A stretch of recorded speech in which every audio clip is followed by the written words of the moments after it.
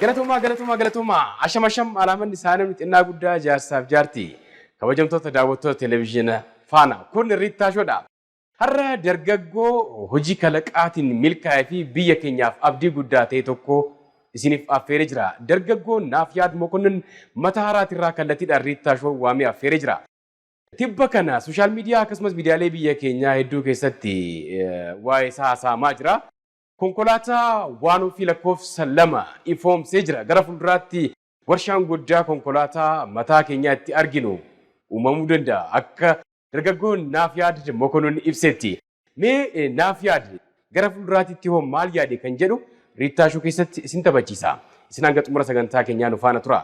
Gama ogummaa daayirektingiitiin Faayisaa Addunyaa kaameraaf sagaleen Moonaa Riittaa qopheessaaf dhiyeessaa Riittaa Taaddalaati. Ispoonsarri uffata kennaa magaalaa Adaamaa gamoo Ooliyaar jalatti kan argamu Abbukkii Pirootokool guddaa galateeffannaani. Ceesiftuu booda Naafiyaad wajjin isin eega. Nafaana bu'a. Hayyee kabajamtoota daawwattoota kennaa ceesiftuu booda walitti deebinee jirra. Riittaa Shoo televezyiina faanaatiin daawwachaa jirtan. Keessummaan kiyya har'aa Naafiyaad Mokonnin baga nagaan naa dhufte. Baga nagaan nu eegdan. Hayyee ciirsaa jennu. Hayyee.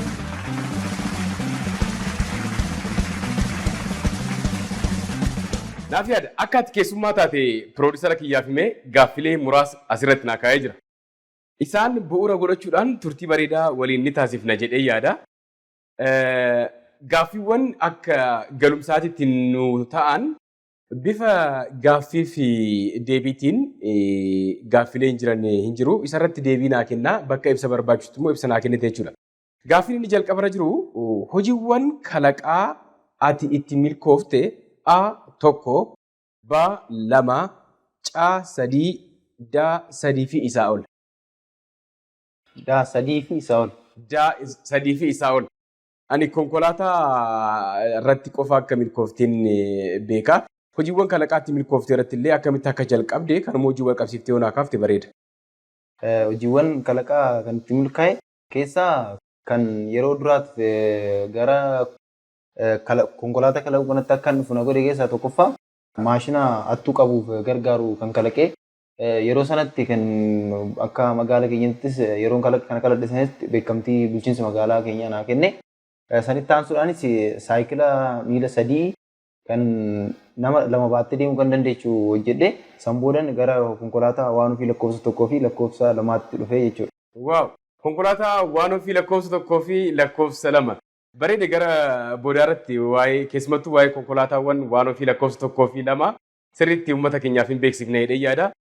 Gaaffiin lammaffaarra jiru biyya keenya keessatti hojii kalaqaan iddoo guddaa akka hin gahamne sababa kan ta'an xiyyeeffannaa mootummaan kennu gadi bu'aa waan ta'eef hojiilee kalaqaa kunneen bu'aa qabeessummaan isaanii amansiisaa waan hin taaneef abbaan qabeenyaa maallaqa isaatiin hojii kalaqtoota kunneen wajjin hojjechuudhaaf beekumsa waan hin qabnee fi hunduu sababa.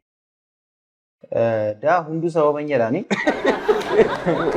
Hayyee mee ibsa irratti haa kennu. Ibsa yookiin tokkoffaa gama mootummaatiin irratti kan jiru gama mootummaatiin xiyyeeffannaan sirriitti hin kennamne kalaqni maaliif yoo jenne mootummaan gara biyya alaatti kalaqa hojjeta samassan galchuu irratti xiyyeeffannoo kennaa jira malee osoo kalaqoota biyya keenya keessa jiran namoota biyya keenya keessatti kalaqa hojjetan kanarratti xiyyeeffannaa guddaa itti kenne biyya alaatirraa gatii guddaadhaan meeshaaleen galchuu sun biyya keenya keessatti beektota baay'ee jira waan ta'eef biyyoota keenya keessatti oomishamuu hin danda'u waan ta'eef gama mootummaatiin rakkoo kana jira jechuudha.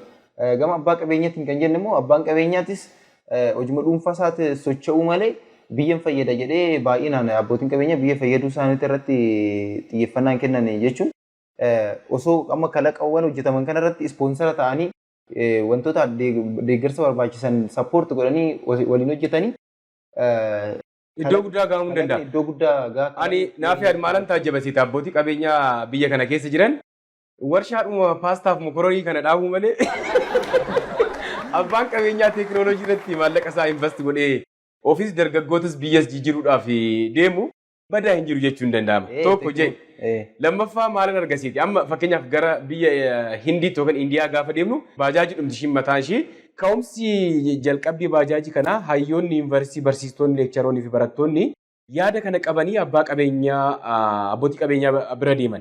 Isaan dubbisanii piroojeektii akkasiin qaba jedhanii abbootii qabeenyaa maallaqa qaban kana gaafa dubbisan jarri maallaqa isaaniitiin sappoortii godhanii kunneen immoo sammuu isaaniitiin kalaqa isaanii gara maallaqatti jijjiiranii baajaajiiwwan amma addunyaa lafaa kana akkas guutanii jiran ka'umsi isaanii akkas. Biyya keenya keessatti abbootiin qabeenyaa warshaa boqqoo maannoo mokoroonii paastaa kana malee teekinooloojii irratti maallaqa isaanii invest godhanii dargaggoota hojii kalaqaa sammuu isaanii bitanii gara maallaqaatti jijjiiruu irratti takka fedhiinis hin jiru lammaffaa beekumsis hin jiree dheeyyaa. Lammaffaa seektarri dargaggoota sammuu addaa qaban kana akka hordofu akka biyyaatti ijaarame dargaggoota hojii akkasii hojjetan wajjin footoo kaanii kun hojjetame jedhanii poostii gochuu malee gara hojiitti gaafa seenan arginee hin beeku. Maaliif si qofaa miti dargaggoota hedduu qaama deemee argee waa osoo maallaqa qabaadhee bari yeroo gabaabaa keessatti abbaa qabeenyaa ta'uu danda'a jedhee yaadaanu. So abbootiin qabeenyaa kana invest godhanii tokkoffaa maallaqa guddaa baasanii wannoo iddoo paastaa maal amma jette kana kan qabanii kan isaan bananii garuu maallaqa kana amma guddaa kana osoo hin baasin immoo osoo teekinooloojii irratti xiyyeeffannaa godhanii teekinooloojii sappoortii godhanii teekinooloojiin kun immoo gara oomishaatti galee baasii xiqqaa isaan baasassaniin ofiifis fayyadamaa ta'uu abbaa kalaqaa isanis fayyadamaa taasisu deebi'anii immoo isaan irraa hafanii biyyas fayyadamaa taasisu waan ta'eef kanaafuu osoo abbootiin qabeenyattis gama kanaan waamicha isaanii dhiyeessaa kalaqa irratti teekinooloojii irratti hojjedhaa invest godhaa wajjiniin yaa hojjennu jedha gama kiyyaanis gama mootummaanis dhimma kana irratti xiyyeeffatee biyya alaatirraa galchuurra biyya keessatti dargaggoota kalaqa qaban irratti xiyyeeffannoodhaan hojjetee akka biyya keenya biyya teekinooloojiin badhaate akka godhu waamichaan dhiyeessa. Guddaa galatoomii. Gaaffii itti aanee jiru hojiileen kalaqaa gaafa hojjetaman humna qusachuu qabu hojiiwwan keessan boba'aa kan hojii wal qabachuu danda'a. Humna elektirikaatiin kan hojjetanis yoo ta'e elektirika humna isaa qusachuu. Maallaqa qusachuu. Yeroo qusachuu. Mijaa'ina qabaachuu qabu. Hunduu xiyyeeffannaa keessa galuu qabaa. Hunduu guutamuu dan jedhaan deebiin. Hayyee. Tokkoffaa yeroo qusachuu irratti yoo fudhanne kan yeroo qusachuu jechuun ofumarraa kana waan ta'eef konkolaataa kana yoo hojjennee yoo fi konkolaataa biyya keenya keessatti hojjennee kan itti fayyadamnu ta'e haala salphaadhaan konkolaataan kun kan hojjetamu meeshaalee naannoo keenyatti argaman irraa gatii xiqqaadhaan bitannee kan fayyadamnu waan ta'eef konkolaataa kana gatii xiqqaadhaan bitamuu danda'a. Deebi'ee teekinooloojiin waliigalaa tokko waliigalaatti teekinooloojiin biyya keessatti oomishamu kun biyya keenya keessatti wantoonni oomishamu kun gatii xiqqaadhaan oomishamu jedheetiin yaada wantoota biraatis yoo fudhanne gama kiyyaan yoo fudhate konkolaataan kun kalaqee sun boba'aa ni qusataa jechuudha. Boba'aa waan qusatuuf boba'aa xiqqaadhaan kiloomeetira dheeraa deemuu danda'a waan ta'eef maallaqa ni qusataa baasii xiqqaadhaan bu'aa guddaa argannaa jechuudha. Good. Amma waan kan hojii wal qabatee sii kaasu keessumattuu akka dargaggoo tokkootitti dhalataa naannoo Mataaraati. Dandeettii addaa akka qabdu miidiyaalee garaagaraa irratti argeen jira. Keessumattuu konkolaataan ati kalaqtee waan ofii lakkoofsa lama irratti tokko lakkoofsa fe'umsa ishii guddifteetta. Keessumattuu keessa taappiseerii kan hojii wal qabatee bifa baay'ee bareedaa ta'een daawwattoota keenyaaf hin garsiifna waan ta'eef akkaataatti hojjetamtee bal'ina ishii mijaa'ina ishii gama hundaan amma danda'amaa ta'etti fooyyesteetta. Tarii kan hojii wal qabatee gaafiin ani sii kaasu amma addunyaan konkolaataawwan yookaan immoo bu'aalee teekinooloojii boba'aa fayyadaman kana gara humna elektirikaatti jijjiiraa jiru. Biyyi teenyas hidha guddicha laga Abbayyaa kan hojii wal qabatee gara fuulduraatiif wantoonni hedduu gara humna elektirikaatti ni jijjiiramu jedhamee yaadama. Ati hoo kalaqa kee kana gara elektirikaatitti jijjiiruudhaaf yookaan akka filannootti fiduudhaaf waan ati yaaddeen jiraa? Konkolaataan kun gara elektirikaatitti hin jijjiirru yaada irratti tokkoffaa konkolaataan kun boba'aa konkolaattonni biraa fayyadaman irraa baay'ee kan qusatudha. Leetira tokkoon kiiloomeetira 25 kan deemu jechuudha. Waaw! Baay'ee xiqqaadha. Kunuu tola jechuun hin danda'amu. Fuuffachaatuma deemti? Fuuffachaa. Ayyee. Waan naannoo waaddeedhaan dabartee. Waaddeedhaan dabarraan deemudha. Kanaafuu kan elektiriikaa sunis yaada keessa jiru akkuma jiru ta'e sun garuu kan boba'aadha kun dura boba'aan qusatu kun gabaarraa akka ooluun barbaada waan ta'eef namni kunuyyuu gara piroodaaktiitti jijjiiruun barbaada baay'inaan akka oomishamuun barbaada waan ta'eef kanaafuu amma gama kanaan ispoonsaroonni qaamni mootummaa dhimma kanarratti xiyyeeffannaa guddaa kennaniif gara piroodaaktii oomishatti seenee akka oomishamuun barbaada kanaaf amma kaayyoo irra hin jira jechuudha. Okay. Amma naaf yaad mee tarii abbootiin qabeenyaa biyya keessaa fi alaa mootummaan illee kallattiidhaan si argatee konkolaataawwan fooyyessitee hojjette lama of harkaa qabda. Baay'inaan gatii madaalawaa ta'een dargaggootaaf raabsuudhaaf maaltu si barbaachisa kan jedhuu fi akkaataa si wajjin hojjechuu barbaadaniif kallattiitti si argachuu danda'an maalin? Qaamonni konkolaataa kana akkuma argitan konkolaataan kun already hojiirra oolee jira. Lamas ta'u amma yeroodhaaf lamaan kanas ta'u lamaan kun hojiirra oolee jira. Garuu lamaan kun hojiirra oolee jedhee akka yaadatti yaadu jechuudha. Hojiirra oolee kanan jedhu gaafa uummanni bal'aan konkolaataan kun baay'inaan oomishamee uummanni bal'aan itti fayyadamuu eegale gaafa sani kanan hojiirra oolee jedhee ofitti gammadu jechuudha. Kanaafuu immoo kana hojiirra oolchuudhaaf qaamonni adda addaa qaamonni deeggarsa gochuu barbaadan qaamonni ispoonsara ta'uu barbaadan qaamonni immoo wajjiniin hojjennee konkolaataa kana gara piroodaaktii jijjiirree ofis biyyas fayyanna jedhan fi qaamonni mootummaas kalaqa kana jajjabeessinee biyya keenya guddina jedhanii deeggarsa gochuu barbaadanii gama lakkoofsa bilbilaa kiyyaan lakkoofsa bilbilaa kennuu kenni ta'ute toora iskiriinii irratti mul'ifnu waan ta'eef gama lakkoofsa bilbilaa kiyyaanis na argachuu hin danda'an teessoo kiyyas magaalaa Mataaratti argama waan ta'eef na argachuu dandeessu gama kanaan na qunnamtanii gama teekinooloojii kana irratti xiyyeeffannaa goonee waliin akka hojjennu ergaan isiniif dabarsaa jechuudha. Hayyee naaf yaade ceesiftuu booda gaafa walitti deebinu marsaa lammaffaa gaaffilee suuraatiin walitti deebina. Kabajamtoota daawwattoota keenyaa mee sirba tokkos istiidiyoodha sinaaf irraa boqonnaa fudhadhaatii walitti deebina. Hayyee kabajamtoota daawwattoota keenyaa ceesiftuu booda walitti deebinee jirra. Riittaa Shoo boqonnaa sadaffaa marsaa lammaffaa irratti jirra. Gaaffilee suuraa yookaan abstract pictures irratti argamna. Konkolaataa waan ofii lakkoofsa tokkoo fi lakkoofsa lama biyyaaf kan ifoomse dargaggoo Naafiyaad Mokonnin faana jirra. Naafiyaad Mokonnin sakandii 15 qabdu keessatti abstract pictures suuraalee dhokatoo ta'an wantoota hiikaa qaban suuraalee hiikaa qaban akkaataa si gaafadhu naa deebistee jechuudha. Suuraa jalqabaa ilaaluuf jennaa qophiidha. Qophooftee? Bravo. Suuraa isa jalqabaa kompiitara.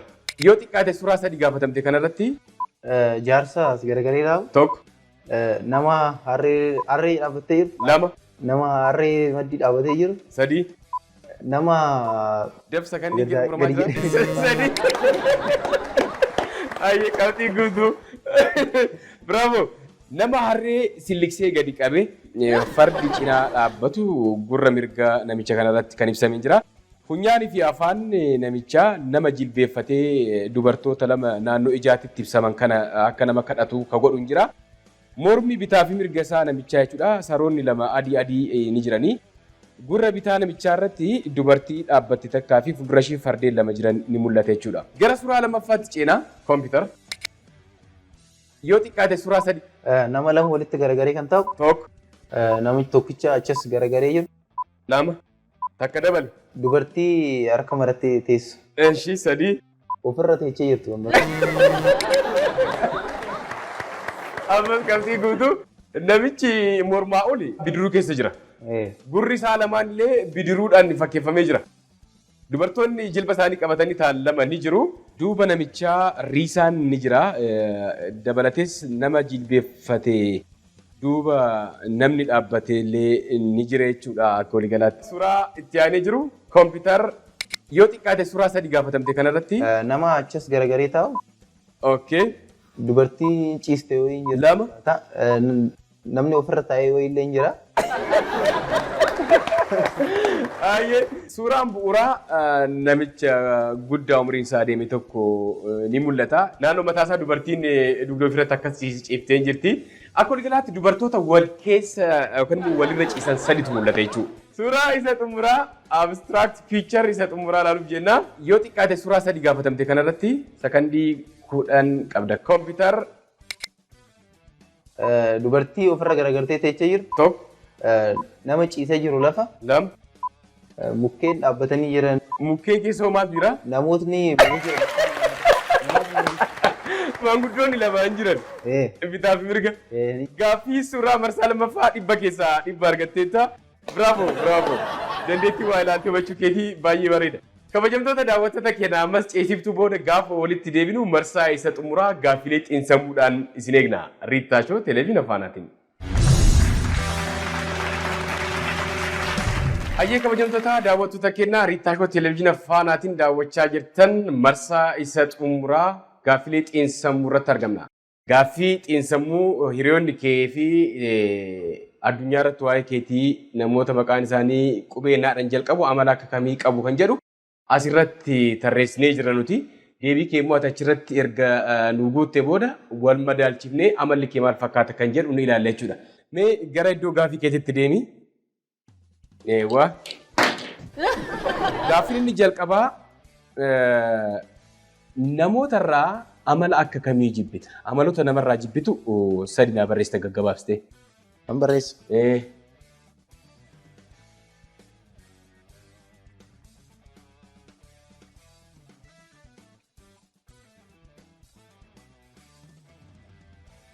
Amala koo gaarii ka jettu keessaa amala lamaan takka naa barreessi.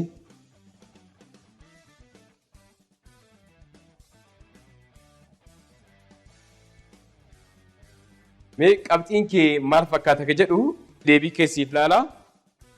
Namootarraa amala akkamii jibbita ka jedhu nama abdii kutu nama waadaa hin raawwanne seenu ni jibba jedha. Afaan tokkoffaa gochaa warra duubarra jiran ni jibba. Warra waan ofiin hin boonne ni jibba jedha. Kan wal simullee hootee siifan kenna qabxii asirratti qabxiin arganne. Lammaffaa irratti naamusa gaariin qaba kan jedhu naamusa dafee waliigalaa kolfaa fi tapha ni beekaa jedha. Waliigaltee namaatiin qaba. Qabxii tokko kennadhu asirratti. Qabxii tokko. Baay'ee bareedaadha. Gosa yookaan maarkii konkolaataa addunyaa irratti beekamoo ta'an ka jaalattu keessaa lama barreesse.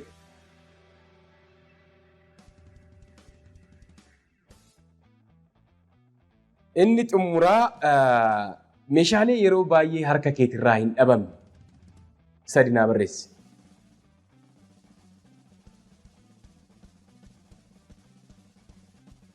Waan hiriyoonni kee harka kanan dhabu naan jedhan achirratti barreessee jiraani. Okay. Qabxii kee ilaalu. Okay. Toyota, Hyundai. Asirratti kan jiru Ferrari, Lamborghini. Hiriyoonni kee waan jaalattu hin beekan jechuudha. Ayyee kan itti aanee jiru maal wantoota sadii kan harkarraa hin dhabne. Hiiktuu yookaan mafcaa. Maal jedhaa jirutti konkolaataa. Maashinatti hojjedhu isuma. Bilbila. Moobaayilaa kan jedhu jira. Moobaayila. Hiiktuu fi sibiila xixiqqaa yookaan sibiila. Bravo nama argatte asii. Lama qabxii sadii walitti walumaa galatti. Bravo bravo. Lamborghini illee ni jaalladha garuu. Lama qofa waan jedhameef kanas beeku. Sadaffa dabala. Lamborghini.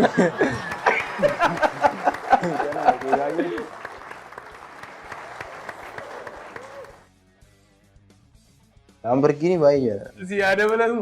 Natti tola baay'ee. Qabxii afur argatteetta.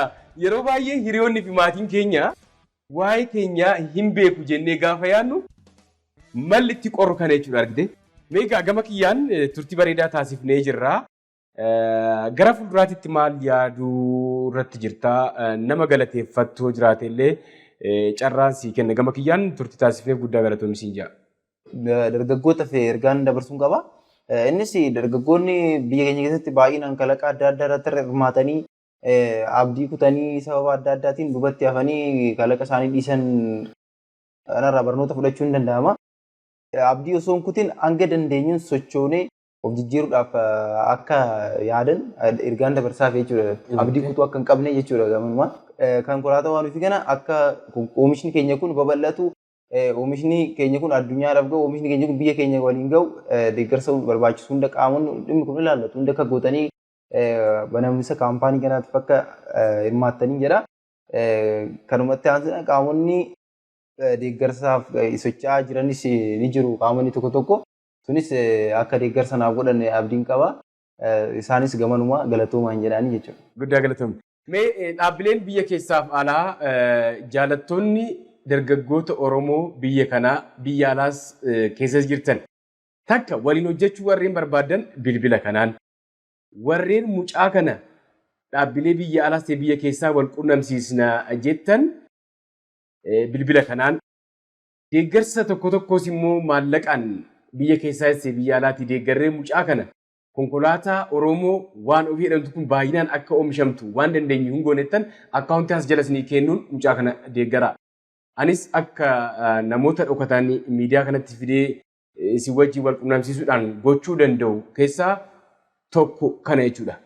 Kanaafuu gara fuulduraatti konkolaataa maqaa dhumti keenya taate waan ofiin tun akka biyyaatti akka addunyaatti akka maarkiiwwan konkolaataa magaalaa fi biratti arginetti akka jiraatu abdii warreen qabdan mucaa kana cinaa dhaabadhaa.